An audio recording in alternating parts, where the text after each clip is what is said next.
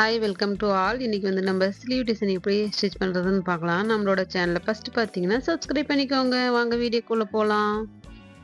Sleeve வைக்கிறதுக்காக நான் கரை பீஸ் வந்து தனியாக கட் பண்ணி எடுத்துக்கிட்டேன். மேலே உள்ள பீஸ் வந்து நம்ம தனியாக எடுத்துக்கலாம். இது வந்து வி ஷேப்பில் சின்ன சின்ன ப்ளீப்ஸ் தான் நம்ம வைக்க போகிறோம். துணி டபுளாக தான் நான் மடித்து போட்டிருக்கேன். நான் மடித்து போட்டு ஒரு 19 இன்ச் வச்சுருக்கேன். 19 வந்து 2ஆக பெருக்கும்போது 38 இன்ச் வரும்.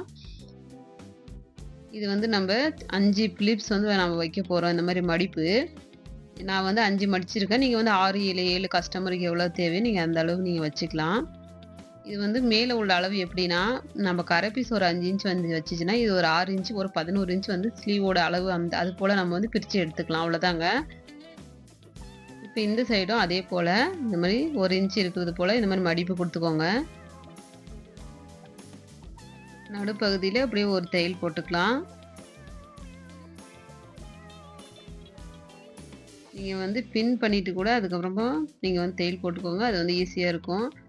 இப்போ நடுப்பகுதியில் பாருங்கள் வி ஷேப் வந்துடுச்சு. இப்போ நம்ம கரை பீஸ் எடுத்து அப்படியே ஒரு 1/4 இன்ச்சுக்கு ஃபுல்லாக தையல் போட்டுக்கோங்க.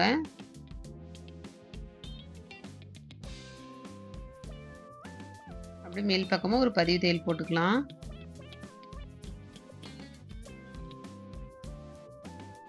நான் வந்து ஸ்லீவ் ஏற்கனவே கட் பண்ணி வச்சுட்டேன். ஸ்லீவில் வந்து நம்ம நடுப்பகுதியில் சின்னதாக இந்த மாதிரி கட் கொடுத்துக்கிட்டு ப்ளவுஸோட பீஸ்லேயும் நடுவில் ஒரு சின்னதாக கட் கொடுத்துக்கிட்டு ரெண்டும் ஒரே இடத்துல வர்றது போல் வச்சுட்டு அப்படியே 1/4 இன்ச்சுக்கு ஃபுல்லாக தையல் போட்டு வந்துடுங்க.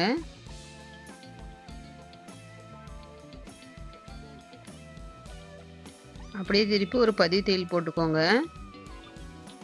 அதுக்கப்புறம் மறுபடியும் திருப்பி ஒரு 1/4 இன்ச்சு கீழே ஓரமாக உங்களுக்கு எவ்வளோ தேவையோ அந்த அளவுக்கு நீங்கள் ஒரு தையல் போட்டுக்கோங்க. இப்போ வந்து லைனிங்க்கும் நம்ம வந்து டிசைன் கொடுத்துருக்க பீஸ்க்கும் அந்த கரை பீஸ்கிட்ட மறுபடியும் ஒரு தையல் போட்டுக்கலாம்.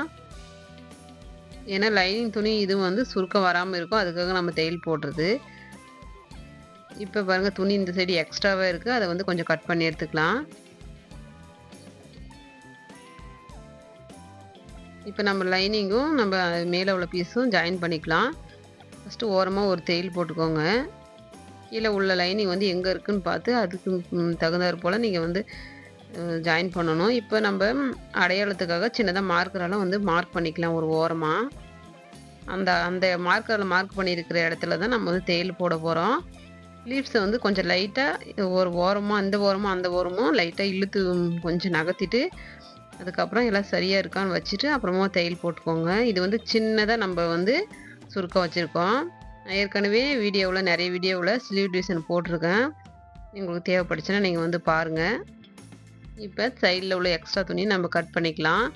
அவ்வளோதாங்க, நம்மளோட ஸ்லீவ் டிசைன் வந்து ரெடி ஆயிடுச்சு. இவ்வளோ ஈஸியாக சிம்பிளாக ரெடி ஆயிடுச்சு. நான் 2 ஸ்லீவும் ஸ்டிச் பண்ணி வச்சுருக்கேன். நெக்ஸ்ட் வீடியோவில் பார்க்கலாம்.